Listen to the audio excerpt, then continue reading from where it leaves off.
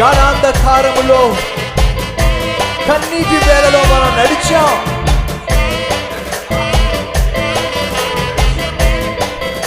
అయినా కానీ కృషించిపోకుండా నిన్ను నన్ను ఓదార్చి ఆదరించి మన కన్నీరు తుడిచాడే, మనల్ని ఓదార్చాడే, ఆనంద జీవితంలోకి మనల్ని నడిపించాడే. ఎంతగా స్తుతించినా చాలా. అట్టి ప్రభుని మహిమపరుస్తూ మనస్ఫూర్తిగా కీర్తిస్తూ